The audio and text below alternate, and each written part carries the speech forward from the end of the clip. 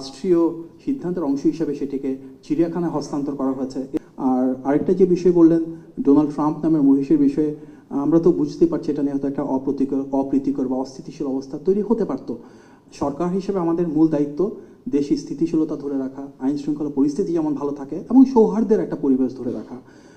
এমন কোনো অনাকাঙ্ক্ষিত ঘটনা যেন না হয় যেটা নিয়ে দেশে বিদেশে আলোড়ন সৃষ্টি হয়। একটি দায়িত্বশীল এবং জবাবদিহিমূলক সরকারের সেটাই কাম্য যে আমরা এমনভাবে দেশটাকে সামনে থেকে এগিয়ে নিয়ে যেতে চাই যেখানে উচ্চমুখর পরিবেশে প্রত্যেকে আন্তরিকতা সদিচ্ছা নিয়ে এগিয়ে আসবে।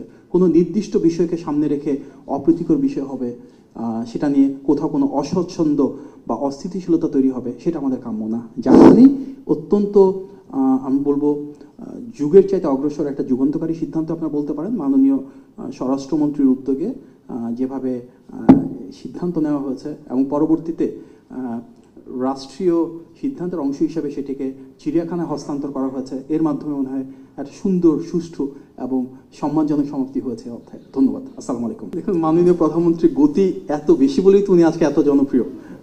আমাদের সবার পক্ষে তো ওনার সাথে তাল মিলানো সম্ভব না, সেটাই স্বাভাবিক। এই কারণে আজকে ওনাকে ঘিরে এত মানুষের, কোটি কোটি মানুষ এবং পরিবারের আবেগ আকাঙ্ক্ষা আবর্তিত হচ্ছে।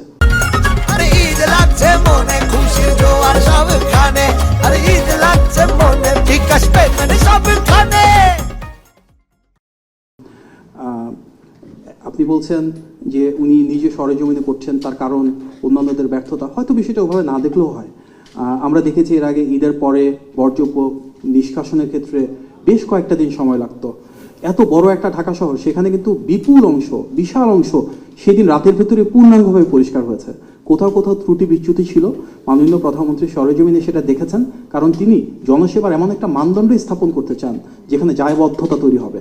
এই যে মাননীয় প্রধানমন্ত্রী নিজে নেমে আসছেন, জবাবদিহিতা তৈরি করছেন, দায়বদ্ধতা তৈরি করছেন। যদি কারো দায়িত্ব পালনে কিছুটা ত্রুটি বিচ্যুতি থাকে তাদেরকে স্বাভাবিকভাবেই বিভিন্ন সিদ্ধান্তের আওতায় আনছেন, এগুলো তো নতুন নজির বাংলাদেশে। সুতরাং উনি একটা নতুন সংস্কৃতি তৈরি করতে চান যেখানে যার যে দায়িত্ব সেটা যেন উনি পালন করেন। আমরা ধরেই নিচ্ছি 16 বছরের দীর্ঘ ফ্যাসিবাদ পরবর্তী আজকের গণতান্ত্রিক বাংলাদেশে প্রথম ঈদ, মাত্র 3 মাসের ভেতর সব কিছু শতভাগ পাল্টে যাবে, এই প্রত্যাশা কিন্তু আমরা কেউ করছি না। কিন্তু আমরা চাই শুরুটা হোক যেখানে সর্বোচ্চ দায়বদ্ধতা থাকবে এবং একটি জবাবদিহিমূলক সরকারের ব্যবস্থা যতটা সম্ভব, সরকারের সর্বোচ্চ শক্তি, সরকারের সর্বোচ্চ আন্তরিকতা, সরকারের জনগণের প্রতি সর্বোচ্চ ভালোবাসা নিয়ে আমরা যেন কাজটা করতে পারি। এবং মাননীয় প্রধানমন্ত্রী যেহেতু বাংলাদেশের সরকারের নেতৃত্বে রয়েছেন, ওনার নির্দেশনায় যেহেতু সবাই কাজ করছেন, উনি নিজে নেমে গিয়ে সেটা দেখবেন এবং নিজে নেমে গিয়ে জনগণের পাশে থেকে, জনগণের কাছে থেকে জনগণের সেবা করবেন, সেটাই তো স্বাভাবিক। উনি নতুন মানদণ্ড, নতুন নজির স্থাপন করেছেন। ধন্যবাদ। আসসালামু আলাইকুম, আমি মাহবুব সৈকত, মাই টিভিতে কাজ করি। প্রথমেই আপনাদের সবাইকে ঈদের শুভেচ্ছা জানাচ্ছি, ঈদ মোবারক।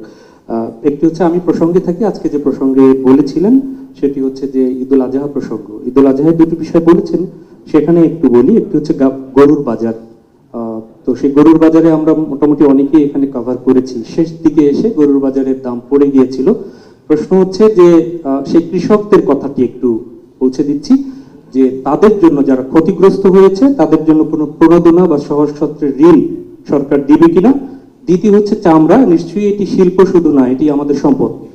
তো সেই চামড়া শিল্পের ধস বিগত দিন থেকেই হয়ে আসছে, এবারও সেই প্রেক্ষাপট খুব একটা বেশি চেঞ্জ হয়নি। তো এটিকে, এই চামড়াকে, শিল্পকে এগিয়ে নিয়ে যাওয়ার জন্য আগামীতে যেন চামড়া না পচে যায়, সরকার কি পদক্ষেপ নেবেন। শেষ যে বিষয়টি, শিশুদের প্রসঙ্গে আসি। এখনো হামে মৃত্যু বন্ধ হয়নি। একই সাথে 6 শিশু এক হসপিটালে মারা গিয়েছে। সেটি কি ধামাচাপা পড়বে নাকি সঠিক তথ্যটি উঠে আসবে, অপরাধী শাস্তি পাবে? ধন্যবাদ। ধন্যবাদ। এখানে কয়েকটা বিষয় এসছে। একটা হচ্ছে চামড়া শিল্পের ক্ষেত্রে আমরা ইতিমধ্যে বলেছি যে কার্যকর উদ্যোগ গ্রহণ করা হয়েছে। হয়তো শতভাগ সফলতা সেখানে স্বাভাবিকভাবেই এই স্বল্প সময় আসা সম্ভব না, বাট অবস্থান আগের চাইতে যথেষ্ট পরিবর্তন হয়েছে। সামনের দিনগুলোতে এটা হবে অন্যতম একটা প্রধান প্রাধান্য যেন আগামী কোরবানি ঈদে আমরা দৃশ্যমান এবং ব্যাপক ধরনের পরিবর্তন এর ভেতরে আনতে পারি।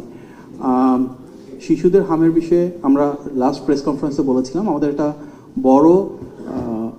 বড় দায়বদ্ধতার জায়গা হচ্ছে বাংলাদেশের জন্য সব শিশুদের জন্য আমরা হামের টিকাটা নিশ্চিত করতে পারি।